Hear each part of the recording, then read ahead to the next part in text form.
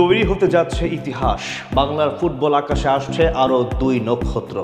হামজা চৌধুরী, সমিত সোমের সাথে এবার নতুন দুই বিশ্বমানের তারকা আসতে যাচ্ছে লাল সবুজ জার্সি পরে দুনিয়া মাতাতে, যাদের নিয়ে এখন থেকে বড় স্বপ্নের জাল বুনতে শুরু করেছে 18 কোটি ফুটবল ভক্ত। বাংলাদেশ ফুটবলে আসতে যাওয়া সেই নতুন দুই নক্ষত্রকে নিয়ে বাকিটা জানবো রিপোর্টে।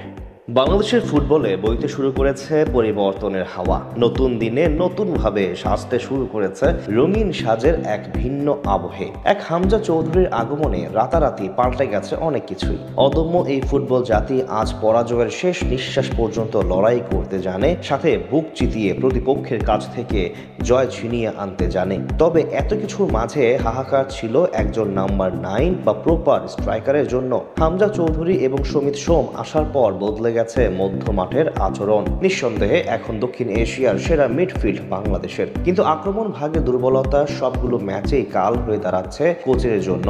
আর সেই সমস্যা দূর করতে যুক্তরাষ্ট্র থেকে আসছেন এক বিশ্বমানের বালক, যার পরিচয় যুক্তরাষ্ট্রে বেড়ে ওঠা আমেরিকার ফার্স্ট প্রায়ার ইউনিভার্সিটি লিগের ক্লাব স্ট্যানফোর্ড ম্যানস সকার ক্লাবের তারকা ফরওয়ার্ড ট্রেভর ইসলাম। দুর্দান্ত ফিনিশিং ও পজিশনে ইতিমধ্যেই নজর কেড়েছেন তিনি। লাল সবুজের জেনুইন নাম্বার 9 এর অভাবটা পূরণ হতে পারে তার মাধ্যমেই। ট্রেভরের বাংলাদেশ পাসপোর্ট তৈরির কাজ চলছে পুরো দমে। এবার আলোচনায় আসা ট্রেভর ইসলাম তার স্বতন্ত্র বৈশিষ্ট্যের কারণে বিশেষভাবে নজর কেড়েছেন। 21 ম্যাচে ইতিমধ্যেই করেছেন 21টি গোল, আছে বেশ কিছু অ্যাসিস্টও। আর দায়িত্ব ফক্স ইন দ্য বক্স হিসেবে যে কোনো প্রতিপক্ষের জন্য হুমকি হতে পারেন তিনি। শুধু ডি বক্সে কারিগরি করা নয়, তার রয়েছে আরো কিছু বিশেষ গুণ।